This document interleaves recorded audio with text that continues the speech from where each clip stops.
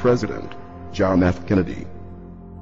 Ladies and gentlemen, the very word secrecy is repugnant in a free and open society, and we are, as a people, inherently and historically opposed to secret societies, to secret oaths, and to secret proceedings. We decided long ago that the dangers of excessive and unwarranted concealment of pertinent facts far outweighed the dangers which are cited to justify it. Even today, there is little value in opposing the threat of a closed society by imitating its arbitrary restrictions. Even today, there is little value in ensuring the survival of our nation if our traditions do not survive with it. And there is very grave danger that an announced need for increased security will be seized upon by those anxious to expand its meaning to the very limits of official censorship and concealment. That I do not intend to permit to the extent that it's in my control. And no official of my administration, whether his rank is high or low, civilian or military, should interpret my words here tonight as an excuse to censor the news, to stifle dissent, to cover up our mistakes, or to withhold from the press and the public the facts they deserve to know.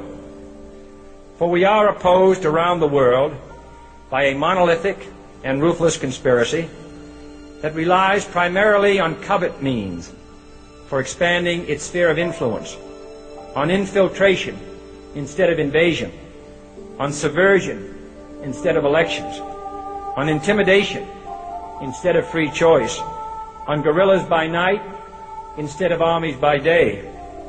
It is a system which has conscripted vast human and material resources into the building of a tightly knit, highly efficient machine that combines military, diplomatic, intelligence, economic, scientific, and political operations.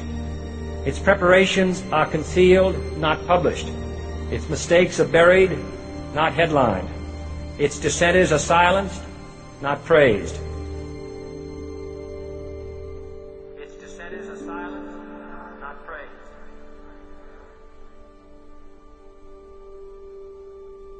Its dissenters are silenced, not praised. Its dissenters are silenced, not praised. Its dissenters are silenced, not praised. Its dissenters are silenced, not praised. No expenditure is questioned, no rumor is printed, no secret is revealed. No president should fear public scrutiny of his program, for from that scrutiny comes understanding, and from that understanding comes support or opposition, and both are necessary. I am not asking your newspapers to support an administration, but I am asking your help in the tremendous task of informing and alerting the American people. For I have complete confidence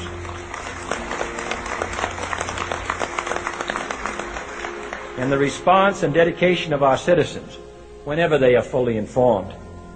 I not only could not stifle controversy among your readers, I welcome it. This administration intends to be candid about its errors. For as a wise man once said, an error doesn't become a mistake until you refuse to correct it. We intend to accept full responsibility for our errors, and we expect you to point them out when we miss them. Without debate, without criticism, no administration and no country can succeed, and no republic can survive. That is why the Athenian lawmaker Solon decreed it a crime for any citizen to shrink from controversy. And that is why our press was protected by the First Amendment, the only business in America specifically protected by the Constitution, not primarily to amuse and entertain, not to emphasize the trivial and the sentimental, not to simply give the public what it wants, but to inform, to arouse, to reflect, to state our dangers and our opportunities, to indicate our crises and our choices, to lead, mold, educate, and sometimes even anger public opinion. This means greater coverage and analysis of international news, for it is no longer far away and foreign, but close at hand and local. It means greater attention to improved understanding of the news, as well as improved transmission. And it means, finally, that government at all levels must meet its obligation to provide you with the fullest possible information outside the narrowest limits of national security. And so it is to the printing press, to the recorder of man's deeds, the keeper of his conscience, the courier of his news, that we look for strength and assistance, confident that with your help, man will be what he was born to be, free and independent.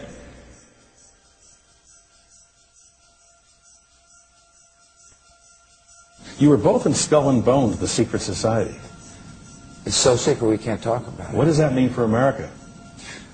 The conspiracy theorists are going to go wild. I'm sure they are. I don't know. I haven't seen the web. Number 322. You both were members of Skull and Bones, a secret society at Yale. What does that tell us? Not much, because it's a secret. Is there a secret handshake? Is there a secret code? I wish there were something secret I could manifest. 322, a secret number? There are all kinds of secrets, Tim, but one thing is not a secret. I disagree with this president's direction that he's taking the country. We can do a better job, and I intend to do it. And we'll be watching. Be safe on the campaign trail. John Kerry, thanks for joining us. And we'll be right back. It's good to be back at the Council on Foreign Relations. As Pete mentioned, I've been a member for a long time and was actually a director for some period of time. I never mentioned that when I was campaigning for re-election back home in Wyoming. Senator Clinton, how you doing? I'm good. How are you? Can I ask you a quick question while you sign that? Sure. It was reported in June of 2006 you attended a meeting in Ottawa, Canada, the Bilderberg Group. Can you comment on that? What's going on for the Bilderberg meeting, and what do you guys talk about up there? I have no idea what you're talking about. Yeah, you do. I was reported you were up there, and people saw you up there. I just want to know what you guys talk about and meet about up there. Sir, I don't know. Why are they such top secret meetings? I have no idea what you're talking Your about. husband went to a Bilderberg meeting too. I'm just wondering. I'm not being rude or anything. No, I just want to know what happens at these meetings. Well, since I wasn't there, I have no idea. Okay, thank you, Senator. Thank you. How are you? There you go. Listen, I am a happy member of the Bohemian Grove. I like the folks who come there, and it's really inappropriate for me to talk about the group beyond that. Thank you. Have you been there for the ceremony with the cremation of care? Frankly, I don't think that's something I need to talk to you about.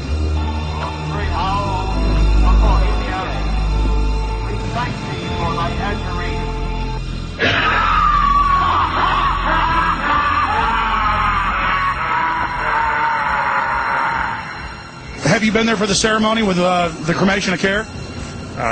Frankly, I don't think that's something I need to talk to you about. Really? That's right. Well, I'm Alex Jones, and I snuck in there in 2000. I'm the guy that blew it wide open and got the video. It's been on national TV. Well, I disrespect you for that.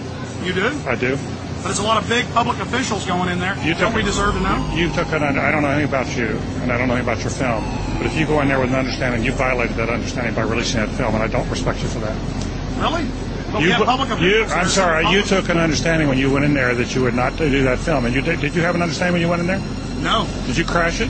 Yes. Yeah, and it has no trespassing signs there too, doesn't it? No, they put one after. Oh, I'm sorry. I'm sorry, sir. I've been there before. I know what the circumstances are, and I'm sorry you violated the understandings. That was not a gentlemanly thing to do. But what about the ritual? Is the ritual gentlemanly?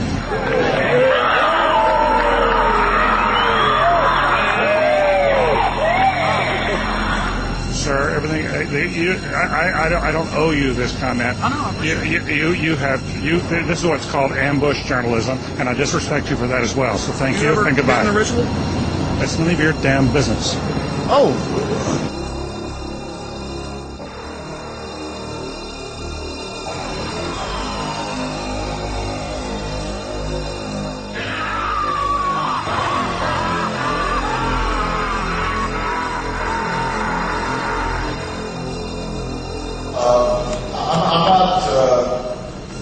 The Council on Foreign Relations, I don't know if I'm an official member. I've spoken there before.